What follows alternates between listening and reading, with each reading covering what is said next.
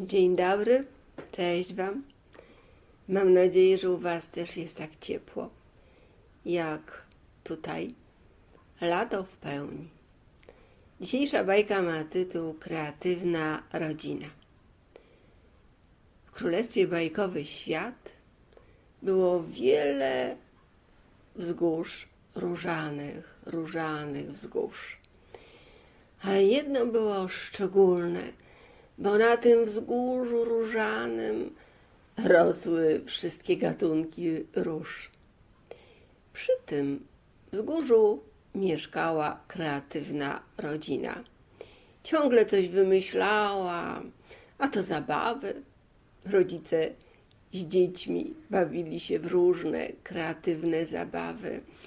To siali coś, a później sadzili w to miejsce, to budowali domki dla ptaszków, ale później budowali takie same domki, ale zupełnie inne.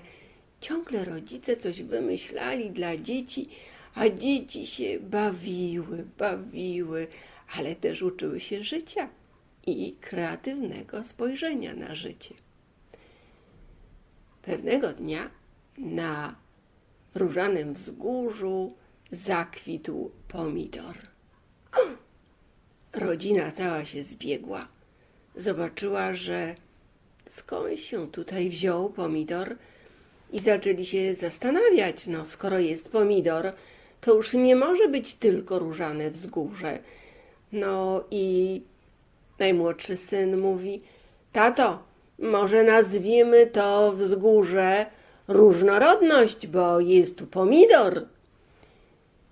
Córka średnia rzekła: o, tatusiu, może nazwiemy to wzgórze nie wiadomo skąd pomidor przyszedł.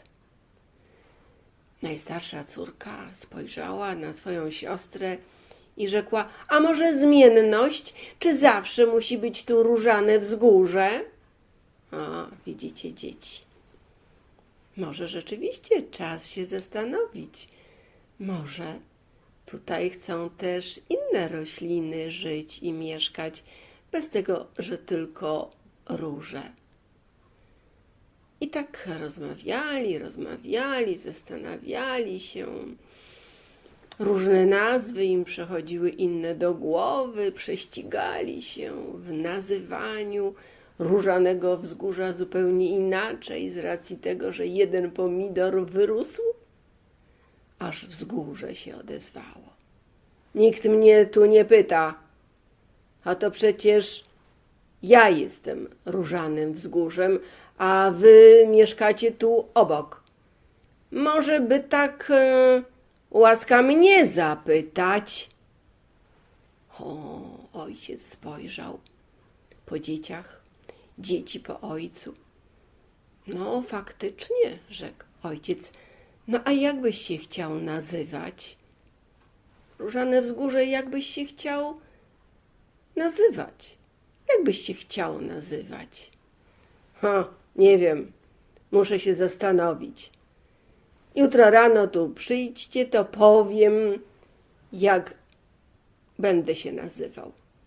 No dobrze, rzekł ojciec i zagarnął swoje dzieci i wrócili do domu. Różane wzgórze całą noc myślało, a gdy rano kreatywna rodzina przyszła zapytać różane wzgórze, jak chce, by go nazwano, kreatywne wzgórze, a właściwie różane wzgórze, bo kreatywne już mu chodziło po głowie, rzekło do rodziny: skoro pomidor wyrósł i całą noc mi chodzi po głowie, coś z tym kreatywnym, może kreatywne wzgórze, ale skoro wy mieszkacie tutaj blisko i właściwie opiekujecie się różanym wzgórzem, to na cześć waszą chcę nazwać i nazywam to różane wzgórze, które było jeszcze przed chwilą, kreatywną rodziną. Ojej! Ojciec się zdziwił, a nawet zaskoczył. No bo fakt, że pielęgnowali róże, fakt, że je dosadzali, fakt, że szukali nawet po całym królestwie takich róż, których jeszcze brakowało i je zasadzali, ale żeby na ich cześć nazwać wzgórze kreatywna rodzina? No ale cóż, przecież to sprawa wzgórza.